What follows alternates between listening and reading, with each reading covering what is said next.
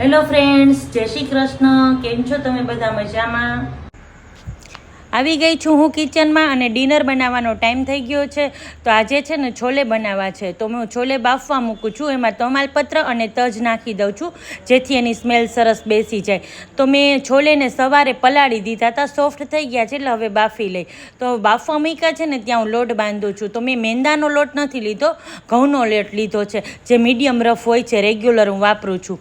હવે એમાં મીઠું, મોણ અને 2 ચમચી દહીં નાખીને લોટ બાંધું છું.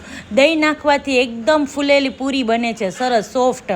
એટલા માટે 2 ચમચી દહીં નાખ્યું છે. હવે એ લોટને મેં રેસ્ટ માટે મૂક્યો છે. તો આપણે છોલે માટેનો બધો મસાલો કરી લઈ. તો મેં એમાં લીધું છે મોટી એવી ડુંગળી, 2 ટમેટાં, આદુ મરચાં, અને આમાં છે ને મેં 2 ચમચી છોલે નાખી દીધા છે જે બફાઈ ગયા છે એ.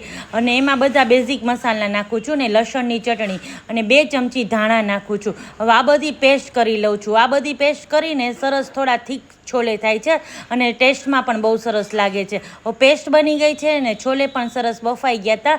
તો તેલ મૂક્યું છે, એમાં જીરું મૂક્યું છે, હિંગ મૂકી છે અને ચપટી હળદર નાખી અને જે બધો મસાલો બનાવ્યો છે ને એ નાખી દઉં છું. એટલે સૂકા મસાલા નાખીને આ મસાલો કરીએ ને આપણે એટલે સરસ છોલે બને છે. હવે આને છે ને આપણે સાતડી લેવાનું છે અને જેમાં મેં મસાલો પીસો છે એમાંથી જો મેં પાણી લઈ લીધું છે, થોડું ઘૂંટડો એ પણ નાખી દઉં છું. હવે આને ઢાંકી દઉં છું આપણી ગ્રેવી પાકે ને ત્યાં સુધી. હવે ગ્રેવી સરસ પાકી ગઈ હતી, બબલ્સ આવી ગયા હતા અને એમાં મેં નાખી દીધા છે છોલે અને લીંબુ નાખ્યું છે અને ગરમ મસાલો નાખું છું. હું આમાં છોલે મસાલો નથી નાખતી કારણ કે મેં બધા મસાલા કર્યા એમાં બધું નાખી જ દીધું હતું ને એટલા માટે થોડો એવો ગરમ મસાલો નાખું છું. ઉપરથી નાખું છું અડધો ગ્લાસ પાણી અને નાખું છું કાશ્મીરી મરચું, જે અડધી ચમચી છે, થોડો કલર માટે. બાકી તો મરચી ને મરચું બધું હતું એટલે તીખાશ તો આવી જ ગઈ છે. એટલે હવે એને ઢાંકી દીધા છે મેં અને પૂરીના આપણે ગોળણા કરી દઉં છું અને પૂરી માંડવી છે. સરસ છોલે થઈ ગયા છે અને છોલેને મેં સાઈડમાં મૂકી દીધા છે અને જુઓ પૂરી ઉતારવાનું ચાલુ કરી દીધું છે. આને જે આપણે રેગ્યુલર પૂરી હોય ને એના કરતાં સાઇઝમાં થોડીક મોટી પૂરી કરવાની. ભટુરેની સાઇઝ હોય ને એવડી મોટી પૂરી, એટલે આપણને લુકમાં અને સ્વાદમાં બેયમાં ગમે એવી રીતે.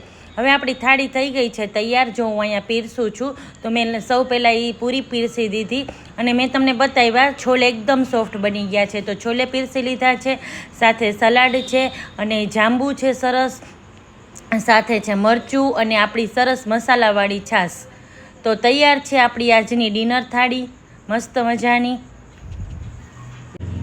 થાળી સરસ પીરસાઈ ગઈ છે અને તો તમે પણ બધા આવી જાઓ જમવા.